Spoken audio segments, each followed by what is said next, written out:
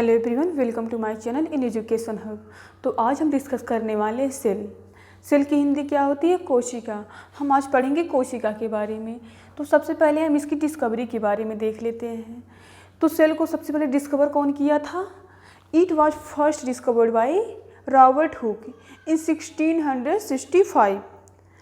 जो Robert Hooke है उन्होंने सबसे पहले क्या किया था? सेल्स की डिस्कवरी की थी 1665 में, ठीक। बट उन्होंने डेड सेल को देखा था, प्लांट के डेड सेल्स को, ठीक है। फिर उसके बाद एक साइंटिस्ट आते हैं एंटोनी वॉन लीवेनहॉक। उन्होंने 1675 में क्या किया था? एक लिविंग सेल्स की डिस्कवरी की थी। Antony von Leeuwenhoek is the first discovered in the living sales. उन्होंने क्या किया था? लिविंग सेल्स की डिस्कवरी की थी इन 1674 में, जो कि लिविंग सेल्स हमारी क्या रही थी? बैक्टीरिया।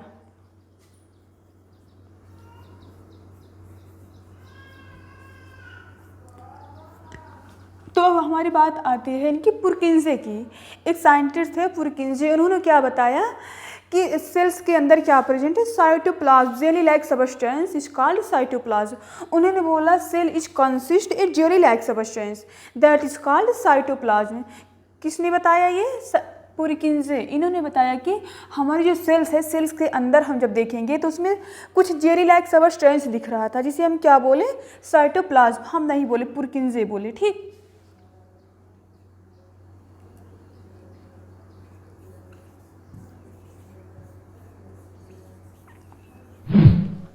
फिर उसके बाद एक साइंटिस्ट आते हैं रॉबर्ट ब्राउन। इन्होंने क्या बताया? इन्होंने बताया कि जो हमारा सेल्स है वो कंसिस्ट किया है न्यूक्लियस। जितने भी बॉडी में जहाँ जहाँ हमारा सेल्स प्रेजेंट है, हर जगह क्या पाया जा रहा है? Nucleus.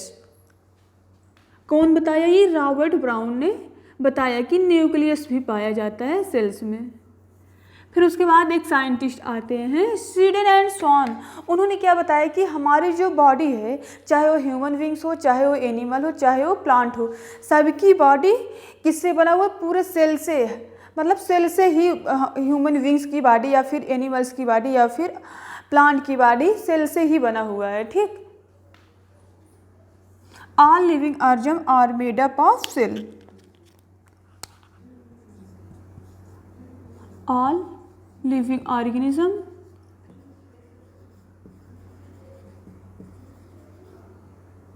is made up of cells।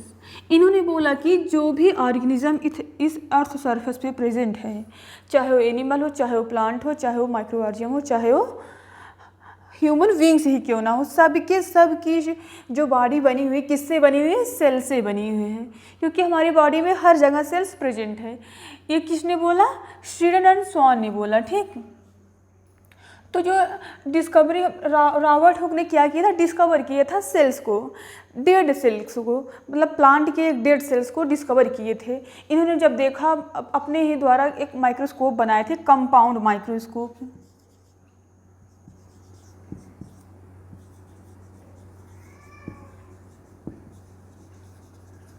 इसी के ज़रिए उन्होंने जो बार्क होती, प्लांट की जो बार्क होती, छाल, उसी को सबसे पहले उन्होंने देखा था। तो उसमें उनको कुछ बॉक्स लाइक स्ट्रक्चर दिख रहा था। कंपाउंड माइक्रोस्कोप में कुछ ऐसे बॉक्स लाइक ढेर सारी स्ट्रक्चर दिख रही थी, जिनको उन्होंने नाम दे दिया कि ये सेल है। किसने नाम दिया? ये Robert Hooke. But dead cell of plant थी। प्लांट की जो प्लांट डेड सेल प्लांट को डिस्कवरी की थी। कौन डिस्कवरी किया था? रॉबर्ट हुक इन 1665 में। उसके बाद कौन आए? हमारे एंटोनी वॉन लीवेनहॉक। इन्होंने पॉन्ड से वाटर लिया, उसके बाद ये क्या किए? कंपाउंड माइक्रोस्कोप के थ्रू देखा, तो उसमें क्या दिख रहा था? कुछ इस लाइक स्ट्रक्चर दिख रहा था, ऐसे। जब ये उस वाटर में उन्हें दिखा माइक्रोस्कोप में, तो ये क्या कर रहा था? मूव करते हुए दिखा। तो उन्होंने बोला ये तो क्या है? लिविंग सेल्स है। तो उन्होंने क्या किया था? सबसे पहले डिस्कवर किया था लिविंग सेल्स। तो Antony von Leeuwenhoek is first discovered by living cells. कौन सा लिविंग सेल्स डिस्कवरी किए थे? बैक्टीरिया को, ठीक। फिर उसके बाद ये सब साइंटिस्ट आए, सेडन एंड स्वान ने बोला कि जितने भी ऑर्गेनिज्म है, जितने भी हमारे ह्यूमन बींग्स है, प्लांट है या फिर एनिमल है, सबकी क्या होती है बॉडी, किससे बनी हुई है? सेल से बनी हुई है। ठीक है, तो सबसे पहले नेम कौन दिया था सेल्स का? Robert Hooke. सबसे पहले रॉबर्ट हुक ही आए थे, क्योंकि इन्हों को क्या माना जाता है? साइटोलॉजी माना जाता है सेल्स को। ठीक है, study of cell is called cytology. किस विज्ञान में इसकी डिस्कस करते हैं हम? साइटोलॉजी में। Study of cells is called cytology. फिर इसके बाद क्या हम देखेंगे? Cell is the unit structural and functional group of organism. अगर हम सेल की डिफिनीशन देखें तो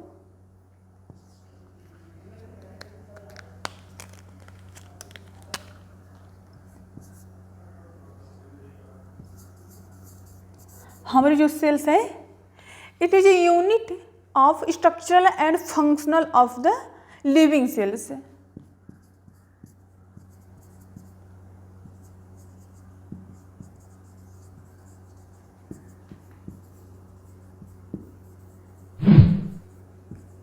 एंड फंक्शनल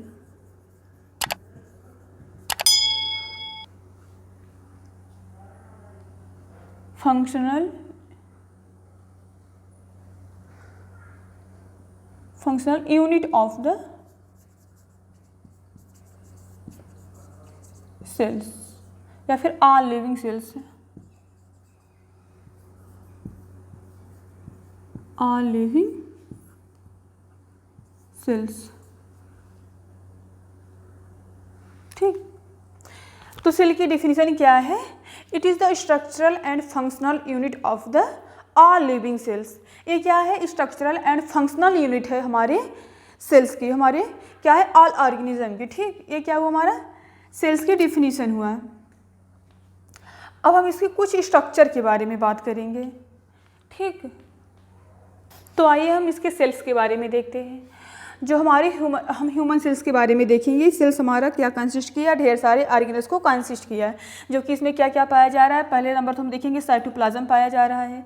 उसके बाद क्या पाया जा रहा है? माइटोकॉन्ड्रिया पाया गया है, Golgi body, nucleus, lysosome and क्या है हमारा? एंडोप्लाज्मिक रेटिकुलम एंड क्या है? इसमें वैक्यूल्स भी पाया जाता है। ठीक, नेम नहीं लिखे थे। इसमें क्या प्रेजेंट है? वैक्यूल्स भी प्रेजेंट है। तो हम एक एक ऑर्गेनल्स को बारी बारी से पढ़ेंगे। तो सबसे पहले हम क्या पढ़ेंगे? प्लाज्मा मेम्ब्रेन को, क्योंकि सबसे आउटर मेम्ब्रेन क्या है हमारा? Plasma membrane. It provide a protective covering, that is called plasma membrane. ये क्या किया? प्रोटेक्टिव कवरिंग प्रोवाइड किया एंड इसे शेप देता है, आकार देता है। ठीक, जिस कंडीशन में हमारा सेल्स होता है उसी कंडीशन में ये क्या करता है? अपने आप को ढाल लेता है। ठीक, it provide a protective covering and shape. क्या करता है? एक तो ये प्रोटेक्ट करता है, सुरक्षा प्रदान करता है, एंड दूसरी ये आकार प्रदान करता है।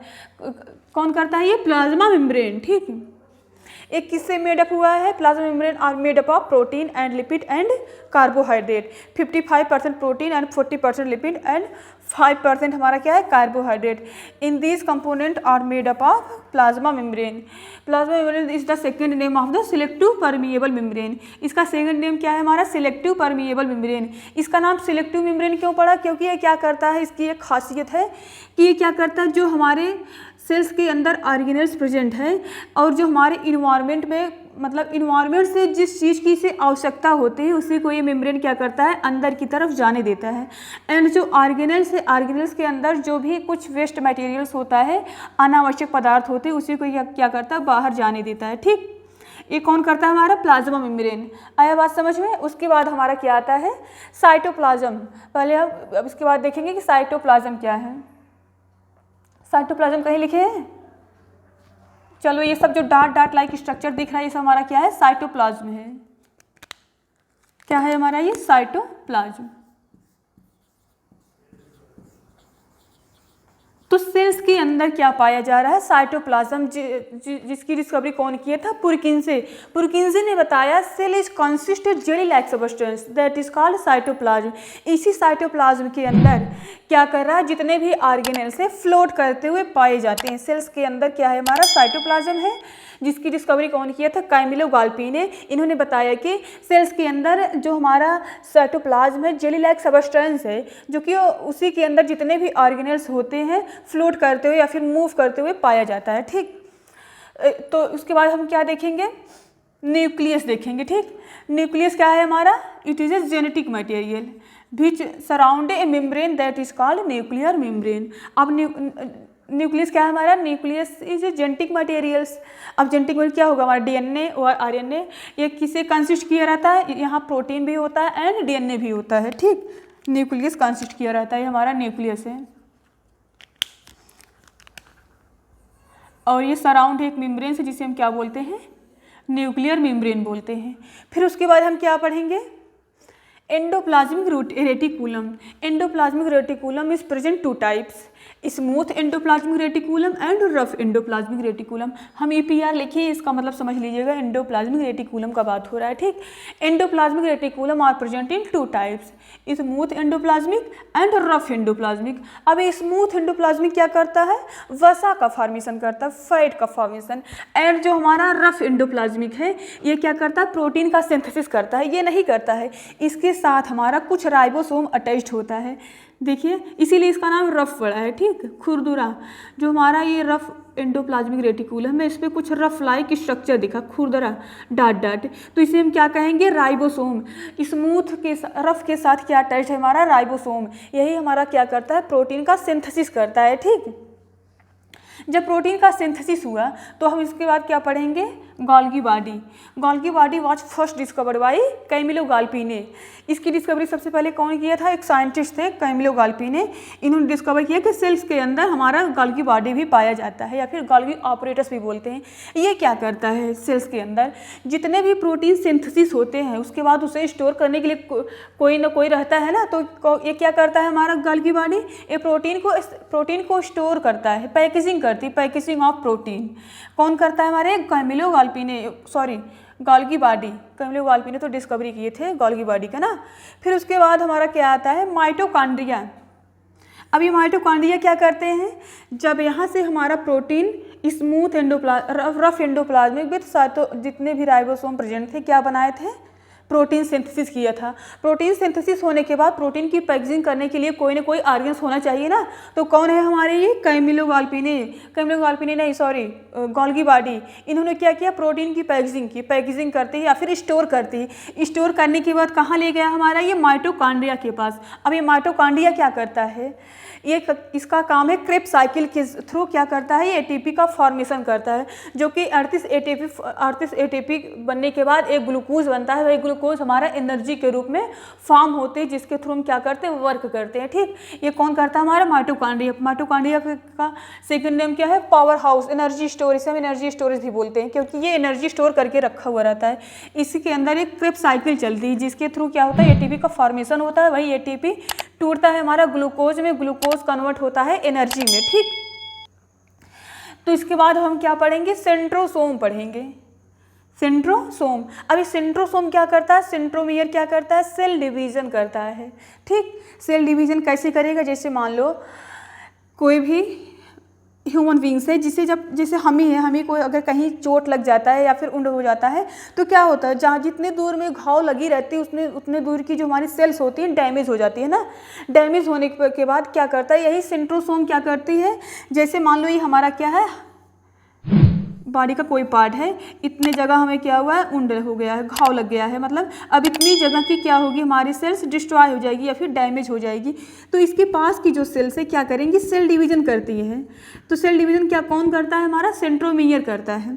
एक सेल से दो सेल्स का फॉर्मेशन करना, जिसे हम क्या कहते हैं, सेंट्रोमियर। जब एक सेल्स दो सेल्स बनाएंगे, वही दूसरा वाला सेल्स जाके जहाँ उंड हुआ है हमारा, जो जहाँ घाव बना है वहीं कवर कर लेता है। ठीक, तो ये कौन करता है, हमारा सेंट्रोमियर सेल डिवीजन करता है, एक सेल से दो सेल्स का फॉर्मेशन करता है, कौन हमारा, सेंट्रोमियर। ठीक, आया बात समझ में। फिर उसके बाद हमारा आता है वैक्यूल्स।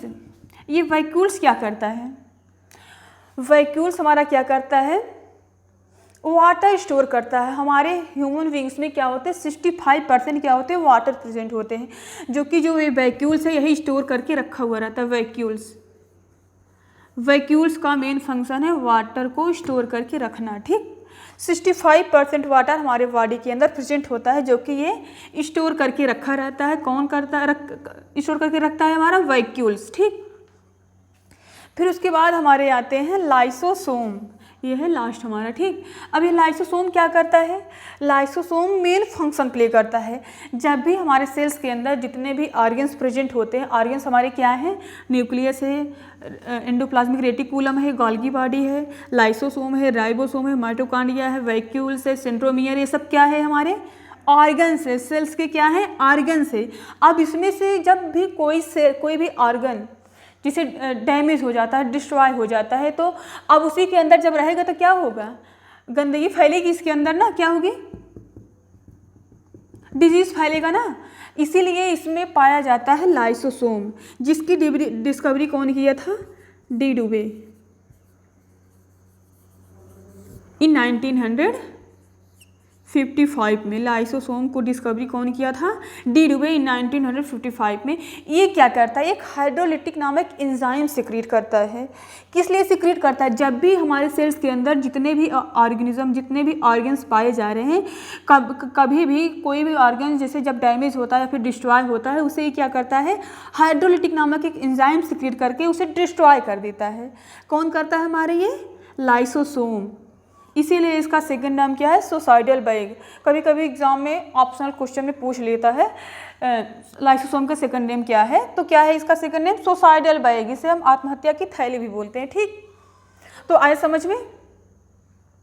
अब हम इसके आगे नेक्स्ट वीडियो में पढ़ेंगे बारी बारी से जितने भी सेल के अंदर ऑर्गेनल्स प्रेजेंट है, जैसे हमारा माइटोकॉन्ड्रिया है, न्यूक्लियस है, उसके बाद वैक्यूल्स है, राइबोसोम है, माइटोकॉन्ड्रिया है and Golgi body, endoplasmic reticulum. इन सब के बारे में हम बारी बारी से अलग अलग से पढ़ेंगे, क्योंकि इंटर या हाई स्कूल में और बीएससी में अलग अलग क्वेश्चन पूछ लिए जाते हैं शॉर्ट में। Describe the structure and function of mitochondria, ऐसे करके क्वेश्चन बहुत पूछता है बार बार। माइटोकॉन्ड्रिया पूछ लेता है, न्यूक्लियस पूछ लेता है, गोल्गी बॉडी पूछ लेता है, मतलब जितने भी इसके अंदर ऑर्गेनल्स प्रेजेंट है सब इंपॉर्टेंट है। हम सबको बारी बारी से नेक्स्ट वीडियो में देखेंगे एंड प्लाज्मा मेम्ब्रेन भी पढ़ाएंगे, ठीक। अगर समझ में आया तो हमारे चैनल को लाइक एंड शेयर जरूर करिए। धन्यवाद।